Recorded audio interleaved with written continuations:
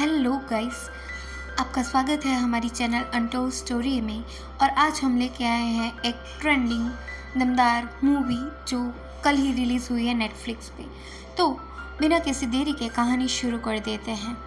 Now इससे आपकी आशिकी का गुरूर शायद उतर जाए। Let's see.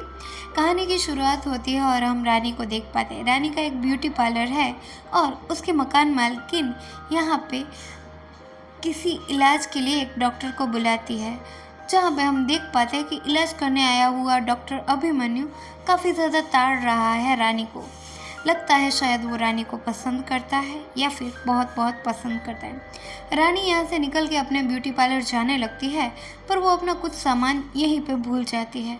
तो अभिमन्यु बाकायदा उसका सारा सामान लेके उसके पीछे दौड़ते दौड़ते उसके ब्यूटी पार्लर तक जाता है और ब्यूटी पार्लर जाके हाँफते हुए कुत्ते की तरह उसको उसका सारा सामान वापस करता है।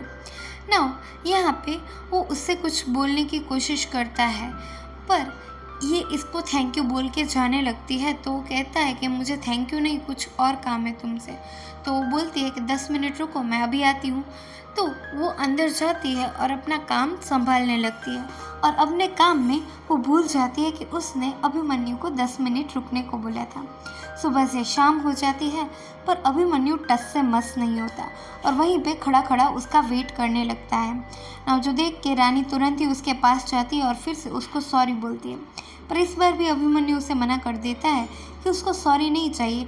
वो चाहता है कि वो उसके साथ एक मूवी डेट पे जाए। ना तभी वहाँ पे ऋषु को देख के वो हाँ कर देती है और यहाँ पे ये लोग प्लान बनाते हैं कि ये मूवी देखने के लिए जाते हैं। और यहाँ से वो अपने घर चली जाती है। घर पे जाके हम देख पाते हैं कि ऋषु उससे बात करने की कोशिश करता है और हमें पता चलता है कि यहाँ पे ये लोग एक दूसरे के प्यार में थे और भाग के आगरा चले आए थे, पर किसी वजह से वो साथ में नहीं रह पा रहे हैं और अलग अलग रह के एक दूसरे के प्यार में। यहाँ पे रानी काफ़ी ज़्यादा रिस्पॉन्सिबिलिटी उठाती है इन दोनों की और इन दोनों का प्लान है कि ये यहाँ से निकल के थाईलैंड में शिफ्ट हो जाएंगे और वहाँ पे ये दोनों साथ साथ में हंसी खुशी रहेंगे।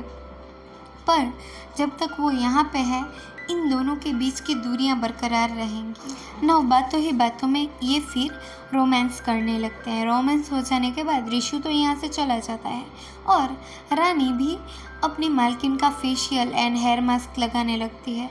तभी उसके घर के बाहर उसे फिर से अभिमन्यु दिखता है, जो बताता है कि उसने बहुत देर वेट किया सिनेमा घर के बाहर रानी का, पर रानी वहाँ पे आई नहीं। इस वजह से वो यहाँ पे आ गया है उससे मिलने। तो एज वी ऑल नो, रानी फिर से उसको सॉरी बोलती है और यहाँ पे भी अभिमन्यु सेम डायलॉग चेपता है कि उसको सॉरी नहीं चाहिए, और नेक्स्ट टाइम उसके साथ मूवी पे जाए, यही उसकी विश है ना। यहाँ पे वो उसको काफ़ी ज़्यादा क्यूट ऑब्जर्व करती है। नेक्स्ट डे जब वो उस ऋषु को मिलती है तो उसको शेयर करती है कि अभिमन्यु कितना पागल है उसके लिए, पर इस बात से ऋषु कुछ ज़्यादा खुश नहीं है। तो वो उसे बताता है कि थोड़ा सा डिस्टेंस मेंटेन करके रखना, भले ही कितना ही क्यूट हो पर उसको चेप बनने में टाइम नहीं लगेगा। दूसरी ओर हम देख पाते हैं कि जब ऋषु अपने घर जाता है तो उसकी मकान मालिक उसके बहुत ज़्यादा क्लोज आ जाती है। वो उसके साथ कुछ स्पेशल टाइम स्पेंड करना चाहती है, जिसके लिए ऋषु अभी एग्री नहीं करता। दूसरी ओर यहाँ से निकल के वो रानी के साथ अलग अलग होते हुए भी एक साथ शॉपिंग करते हैं ये लोग। इसी दौरान एक चोर आके रानी का पर्स चुरा के भागने लगता है, तो रानी भी चिल्लाने लगती है चोर चोर, जिस वजह से ऋषु उसका पीछा करने लगता है। पर तभी उसके सामने इंस्पेक्टर आ जाता है, जिस वजह से वो चोर भी वहाँ से कलट पलट हो जाता है और ऋषु भी वहाँ से उल्टी तरफ भागने लगता है, जिस वजह से रानी को यहाँ पे समझ आता है कि यहाँ पे अभी पुलिस वाले आ चुके हैं। पर इन पुलिस वालों का आखिर राज क्या है वो हमें जल्दी पता चलेगा। तो यहाँ पे हमें पता चलता है कि जो ऋषु एंड रानी है वो एक नील नाम के बंदे का कत्ल करके भागे हैं, ऐसी इन्फॉर्मेशन पुलिस को मिली है। और ऋषु अभी ऐसा एक्ट कर रहा है कि वो मरा हुआ है, पर हमें भी पता है कि ऋषु तो अभी भी जिंदा है। तो पुलिस इन दोनों के पीछे पड़ी हुई थी, जिस वजह से ये भाग के आगरा आ गए। पर अब यहाँ पे भी पुलिस इनके पीछे पड़ चुकी है। नाम यही बात ये ऋषु को भी बताती है, पर ऋषु उसको काम रहने का सजेशन देता है कि चाहे कुछ भी हो, हमें कोई भी गलत कदम नहीं उठाना जिस वजह से हमें आगे जाके प्रॉब्लम हो। कुछ दिनों बाद रानी को पुलिस इन्वेस्टिगेशन के लिए बुलाया जाता है, तो वो इंस्पेक्टर उसे बताता है कि अब वो ये केस छोड़ रहा है और यहाँ पे मोंटू उसका केस संभालेगा। मोंटू जो कि नील का सगा मामा है, जिस वजह से वो इनके खिलाफ शायद कुछ स्ट्रिक्ट एक्शन भी ले सकता है। यहाँ पे मोंटू को देख के रानी काफ़ी ज़्यादा नर्वस हो जाती है और मोंटू उसको बोल देता है कि मुझे पता है कि ऋषु अभी भी ज़िंदा है और मैं तुम दोनों को कभी भी छोड़ूंगा ही नहीं। यहाँ से तो तुम निकल ही नहीं सकते और मुझे पता है कि तुम दोनों अलग भी नहीं हो सकते, जिस वजह से तुम जल्द ही मेरी गिरफ्त में होगे ना। ये सब सुन के रानी की आंखों में हम साफ साफ डर देख पाते हैं because of the Montu. Montu दूसरे पुलिस वालों से पूछ के रानी का रूटीन पता करता है, जिससे उसे पता चलता है कि ये इन दोनों का सेम ही रूट होगा। एज इफ़ यहाँ पे ऋषु तो छुपा हुआ है तो शायद वो कोई काम नहीं कर पाएगा, तो उसी सेम एरिया में ये ऋषु की जांच पड़ताल शुरू कर देते हैं ना। यहाँ पे जांच करते करते ये इसके घर तक आ जाते हैं, पर पूनम जो कि ऋषु की मकान मालकिन थी वो उसको कुछ बताती नहीं, पर उल्टा वो ऋषु के पास जाके उसको ब्लैकमेल करना शुरू कर देती है। इफ़ अगर तुम मेरे साथ इंटीमेट नहीं हुए तो मैं पुलिस को तुम्हारे बारे में बता दूंगी। तो यहाँ पे अनफॉर्चुनेटली ऋषु को एग्री करना पड़ता है उसके साथ इंटीमेसी फेस करने के लिए, और यहाँ से पूनम नीचे जाके पुलिस वालों को मना कर देती है कि वो ऋषु को नहीं जानती। और इन दोनों का कांटेक्ट यानी कि ऋषु और रानी का कांटेक्ट काफ़ी हद तक छूट जाता है, पर बड़ी मुश्किल से ये दोनों पीसीओ से फाइनली बात करते हैं और उसके बाद मिलने का डिसाइड करते हैं। नाउ मिलते वक्त यहाँ पे ऋषु ऐसा बताता है कि वो अपना क्राइम कन्फेस कर देगा कि उसी ने नील को मारा है, जिस वजह से रानी को कोई प्रॉब्लम ना हो। पर रानी इस चीज़ के लिए साफ साफ मना कर देती है। वो कहती है कि उसके पास कोई और प्लान है, जिस वजह से ये दोनों यहाँ से बचकर भाग सकते हैं और दोनों ही यहाँ पे जेल में नहीं जाएंगे, चाहे कुछ भी चुकाना पड़े उनको। तो यहाँ से वो रेडी होके अभिमन्यु के पास जाती है। आज वो सामने से अभिमन्यु को प्रपोज कर देती है कि क्या तुम मुझसे शादी करोगे। माना मेरे मन में तुम्हारे लिए कोई फीलिंग्स नहीं है, पर मेरे अंदर का प्यार मर चुका है, पर अगर मैं तुम्हारे साथ रही तो पॉसिबल है कि मुझे दोबारा प्यार हो जाए ना। ये सुन के ऑब्वियसली अभिमन्यु तो उसके पीछे लट्टू ही था, तो वो तुरंत ही एग्री कर जाता है उन दोनों की शादी के लिए और बहुत ही जल्द ये शादी करने का डिसाइड कर लेते हैं। जो जान के ऋषु काफ़ी ज़्यादा हर्ट हो जाता है, पर उसने यहाँ पे रानी की बात का मान रखा था। कुछ दिनों में शादी वाला दिन भी आ जाता है, जहाँ पे रानी की आंखें भी कहीं ना कहीं ऋषु को देख रही थी और मोंटू भी आया था, क्योंकि उसे भरोसा था कि यहाँ पे ऋषु आएगा ही आएगा। पर ऋषु भी यहाँ पे आया हुआ है, पर वो एज अ बैंड वाला बन के आया है, जिस वजह से मोंटू उसको पहचान नहीं पाता, पर रानी उसे पहचान जाती है और ऐसे ही करके इसकी शादी हो जाती है। रात होते ही जब यहाँ पे अभिमन्यु रानी के क्लोज आने की कोशिश करता है, तो रानी उसको मना कर देती है कि वो अभी इन सब चीज़ों के लिए रेडी नहीं है, तो वो उसे थोड़ा टाइम दे। तो अभिमन्यु भी यहाँ पे उसको एज अ फ्रेंड ट्रीट करने लगता है और ये दोनों दोस्तों की तरह अपनी नई लाइफ की शुरुआत करते हैं। पर इस शुरुआत में भी कई बार बात बात में रानी जो होती है वो ऋषु की ही बात करती है कि ऋषु था तब ये था, ऋषु ये वैसे करता था, ऐसे करता था, जिस वजह से कहीं ना कहीं अभिमन्यु को हर्ट तो हो रहा था, पर शायद वो ये सब चीज़ें रानी को बता नहीं पा रहा था और इस वजह से ही वो दोनों क्लोज भी नहीं आ पा रहे थे। दूसरी ओर हम देख पाते हैं कि पूनम यहाँ पे पूरा प्लान कर चुकी है ऋषु पे टूटने का, पर ऋषु थोड़ा थोड़ा करके उससे टाइम मांग के बहाना करके उससे दूर रहने की कोशिश करने लगता है। पर एक दिन जब रानी उसके पास उससे वो मिलने आई थी, तभी पूनम उसको किस कर रही होती है, जो जान के रानी काफ़ी ज़्यादा टूट जाती है और उस रात वो बहुत पीती है। इतना पीती है कि वो अपनी सारी भड़ास अपने पति को बता देती है। यस, और उसके बाद उसके पति को पता चल जाता है कि वो आइडियली उसको इनडायरेक्टली चीट कर रही है। उसका इंटरेस्ट तो रिशु में ही है, पर वो उसके साथ है और साथ है हो के भी उसके साथ नहीं है। पर वो आखिरकार at the end of journey वो अपनी लाइफ रिशु के साथ ही स्पेंड करना चाहती है। तो नेक्स्ट मॉर्निंग अभिमन्यु उसे मोटिवेशन देता है कि अगर तुम मुझे पहले बता देती तो मैं तुम दोनों को पहले ही मिलवा देता, ये सब तामझाम करने की ज़रूरत नहीं थी। तो ये लोग मिलने का प्लान करते हैं और यहाँ पे ये तीनों डिसाइड करते हैं कि अभी अभिमन्यु हेल्प करेगा उन दोनों की यहाँ से निकलने के लिए। और यहाँ पे ये अपने प्लान्स डिस्कस करना शुरू कर देते हैं। अभी यहाँ पे रिशु भी काफ़ी ज़्यादा सरप्राइज था कि आखिरकार कोई हस्बैंड ऐसा कैसे हो सकता है, पर वी नेवर नो अभिमन्यु एक घर भी दिलाता है रिशु को, जहाँ पे वो छुपी तरीके से रह सके। और वो यहाँ पे रानी के जाने से पहले उसके साथ एक बार घूमने जाना चाहता है, जिसके लिए यहाँ पे रानी भी एग्री कर जाती है। नाउ यहाँ से ये लोग एक झील में जाते हैं, जहाँ पे बोटिंग करते करते वहाँ पे बहुत सारे मगरमच्छ होते हैं।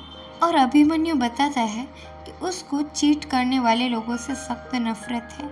वो अपनी लाइफ के बहुत समय अकेला रहा था, क्योंकि उसके जो डैड थे उनको पुलिस वालों ने गलत इल्ज़ाम में जेल में भर दिया था, जिसका उसके चाचा की फैमिली ने बहुत मजाक बनाया, जिस वजह से उसने अपने चाचा के घर पे सांप छोड़ दिया और उस सांप ने सबको डस के ख़त्म कर दिया। अभी पुलिस वाले इस चीज़ से अवेयर नहीं थे, जिस वजह से उसे धोखा देने वालों से सख्त नफरत है।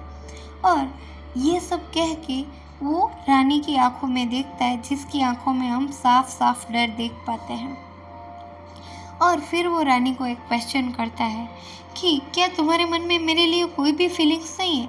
मैं इतने टाइम से तुम्हारे साथ हूँ, तुम्हारे लिए इतने एफर्ट करता हूँ, क्या तुम्हें मेरे होने ना होने से कोई फ़र्क नहीं? तो यहाँ पे रानी भी डर के मारे ऐसा कह देती है कि अगर रिशु उसके लाइफ में नहीं होता तो वो डेफिनेटली अभिमन्यु से प्यार करती। नाउ ये सब सुन के अभिमन्यु काफ़ी ज़्यादा खुश हो जाता है और उसे वापस अपने घर पे लेके जाता है। और घर पे जाने के बाद वो यहाँ से रिशु के पास जाता है। रिशु के पास पहले से ही पूनम और एक और आदमी आया हुआ था, जिससे उसने कुछ खास इंटरेक्शन नहीं किया था, पर उनकी महक अभिमन्यु को लग जाती है, जिस वजह से वो उनके बारे में उसे पूछने लगता है। पर यहाँ पे रिशु इस बात को टाल देता है। उसके बाद जब वो घर जाता है तो वो रानी के साथ थोड़ी बदसलूकी करने लगता है, जिस वजह से रानी भागती भागती पुलिस स्टेशन जाती है और वहाँ पे जाके बोलती है कि मेरा पति मुझे जान से मार देगा, प्लीज़ मेरी हेल्प करो। तो पुलिस वाले यहाँ पे उसके घर जाने लगते हैं, पर अनफॉर्चुनेटली यहाँ पे अभिमन्यु तो था ही नहीं। और कुछ टाइम बाद उन्हें एक डेड बॉडी मिलती है, जिसमें बहुत सारे क्लू थे रिगार्डिंग द अभिमन्यु। तो पुलिस वालों को ऐसा लगने लगता है कि अभिमन्यु अभी मर चुका है, जिसमें उनका फर्स्ट सस्पेक्ट था रानी। तो रानी को वो हिरासत में ले लेते हैं और यहाँ पे मोंटू की वजह से रानी को पुलिस स्टेशन में बहुत सारी मुसीबतों का सामना करना पड़ता है। उसे बहुत ज़्यादा मार खानी पड़ती है, इवन दो वो ये चीज़ न्यूज़ में भी रिलीज़ करवाता है, जिस वजह से रिशु कहीं पे भी हो वो यहाँ पे रानी की फ़िक्र करते हुए वापस आ जाए। नाउ जैसा कि मोंटू ने एक्सपेक्ट किया था, ये सब न्यूज़ देख के यहाँ पे रिशु एग्री कर जाता है और वो एक वीडियो बना के सर्कुलेट करवाता है, जिसमें वो कहता है कि उसी ने अभिमन्यु को मारा है और वो अपना क्राइम कन्फेस करने के लिए रेडी है। वो सामने से पुलिस के पास आ जाएगा, बट उसकी कंडीशन एक ही है कि रानी को सही सलामत छोड़ दिया जाए।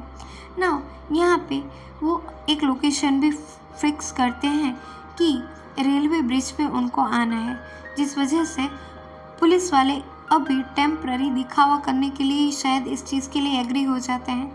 पर रानी इस बात से बिल्कुल भी खुश नहीं थी, क्योंकि अगर एक बार यहाँ पे फंस गया रिशु तो वो बाहर कैसे निकलेगा। फिर भी वो डिसाइडेड डेट पे रानी को लेके उसी जगह पे जाते हैं और वहाँ पे जब वो जाते हैं तो रिशु उनके सामने आने लगता है। वो कहता है कि आप रानी को इस तरफ भेजो। जब रानी भी उसकी तरफ जाने लगती है तो एक पुलिस वाला उनकी ओर बढ़ने लगता है और उनकी ओर बढ़ के उनसे हाथापाई करने लगता है, जिस वजह से जब मोंटू जूम करके देखता है तो उसे पता चलता है ये पुलिस वाला और कोई नहीं बल्कि अभिमन्यु है। और अभिमन्यु यहाँ पे इनको मारने की कोशिश करता है एज इफ रानी ने उसको धोखा दिया है रिशु के लिए। तो यहाँ पे ये हाथापाई पे उतर आते हैं और उसी ब्रिज से नीचे गिरने लगते हैं और यहाँ पे पुलिस को दौड़ते हुए आते देख अभिमन्यु अपना बैलेंस खो देता है और इन तीनों को नीचे पानी में गिरा देता है। ना ये जिस पानी की झील में गिरे थे उसमें बहुत सारे मगरमच्छ थे, जिस वजह से पुलिस को ऐसा लगता है कि अभी ये सभी के सभी मगरमच्छों का शिकार हो गए होंगे और शायद मर चुके होंगे। बहुत सारी सर्च के बाद भी उनको कोई डेड बॉडी नहीं मिलती, जिस वजह से वो ऐसा ही एजम्पशन बनाते हैं कि शायद मगरमच्छों ने उनकी बॉडी को खा लिया होगा। पर मोंटू का मन ये सब मानने को तैयार नहीं। उसके मन में अभी भी ऐसा ही है, शायद रिशु और रानी अभी भी जिंदा होंगे।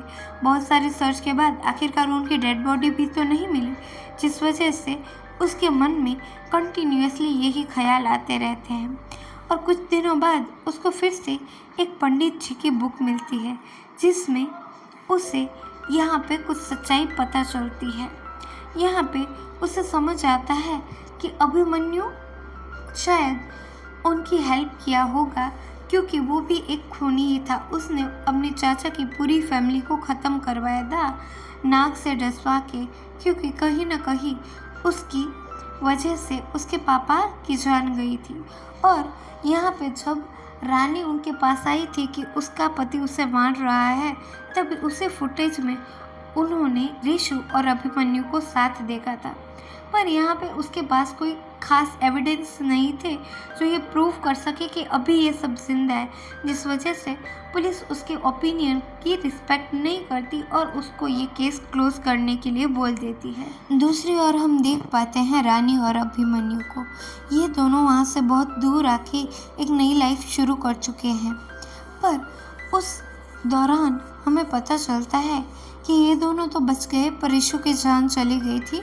शायद मगरमच्छों ने रिशु को खा लिया था। पर क्या यही सच्चाई थी? तो ये दोनों अभी भी इस तरह से क्यों रहते हैं? इसी दौरान अभी मोंटू को दूसरे पंडित जी की बुक मिलती है जिसके पीछे उसे कुछ एड्रेस और इन्फॉर्मेशन मिलती है, यानी कि उसको इस जगह पे जाके अपने सभी सवालों के जवाब मिल जाएंगे। जब वो उस जगह पे पहुंचता है तो उसे समझ आता है कि आखिरकार उस रात हुआ क्या था। रिशु और मोंटू ने मिलके ही पहले ही ये सारा गेम बनाया था, जिस वजह से ये तीनों सफाई से यहाँ से निकल जाए। और वो काफ़ी दिनों से उन्हीं मगरमच्छों को एक साइड पे ला के मीट दिया करते थे, जिस वजह से मगरमच्छ उस ब्रिज वाली साइड पे ना जाए, जिस वजह से जिस दिन वो कूदे उस दिन ये मगरमच्छ दूसरी साइड पे थे और ये लोग आराम से वहाँ से निकल जाए। वहाँ पे उन्होंने एक बलून भी बांध के रखा था जिससे पानी में डूबने के बाद भी उन्हें अपनी डायरेक्शन याद रहे कि उनको किस दिशा में जाना है। पर यहाँ पे क्या सिर्फ ये दो ही बचे थे? और आखिरकार क्या था उस रात का सच, ये जानने के लिए मोंटू उस पते पे जाने का डिसाइड करता है। उस जगह पे हम रानी और अभिमन्यु को भी देख पाते हैं। यहाँ पे रानी एक दूसरी हील पे खड़ी होती है और वो अभिमन्यु को बताती है कि उसने अभिमन्यु से इतना बड़ा धोखा एक्सपेक्ट नहीं किया था। हाँ, वो अच्छा इंसान है, पर उसने रिशु के साथ जो किया वो बहुत ही ज़्यादा गलत है, क्योंकि उसने जानबूझ के उस दिन कुछ मगरमच्छों के हाथों उसे मरवा दिया था और उसको पाने के लिए उसने ये सब किया। वो उससे प्यार कर भी बैठती, पर ये हकीकत जानने के बाद वो कभी उसके साथ नहीं रह पाएगी। तभी वहाँ पे पुलिस भी आ जाती है, जिस वजह से यहाँ पे रानी कह देती है कि मैं अपने रिशु के बिना जिंदा ही नहीं रहना चाहती, और वो उस पहाड़ी से जंप कर देती है। और यहाँ पे उसके कन्फेशन की वजह से पुलिस वाले अभिमन्यु को पकड़ लेते हैं और उसको पकड़ के लेके जाने लगते हैं। यहाँ पे वो देखते हैं पर पानी बहुत ज़्यादा गहरा था, जिस वजह से उन्हें ऐसा लगता है कि रानी शायद अब बची नहीं होगी, और वो अभिमन्यु को लेके जाने लगते हैं। तो अभिमन्यु वैन के बीच में ही मुस्कुराने लगता है। वो उनकी बेवकूफ़ी पे हंस रहा था, जिस वजह से मोंटू उसे पूछता है कि आखिरकार तू हंस क्यों रहा है। तो यहाँ पे मोंटू को बताता है अभिमन्यु कि क्या तुम्हें उसकी डेड बॉडी मिली। तो वो बोलता है नहीं। तो वो ऐसा कहता है कि वो दोनों फिर से तुझे चकमा दे के यहाँ से निकल गए हैं। और वहीं पे हम देख पाते हैं कि जो रानी होती है वो भी अभी जिंदा है और मोंटू भी सही सलामत है।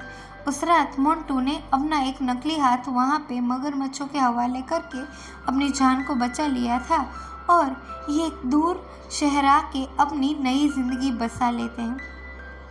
वो दोनों शादी करते हैं और बेफिक्र होके एक नई लाइफ शुरू करते हैं। और इसी के साथ ये कहानी यहीं पे ख़त्म हो जाती है।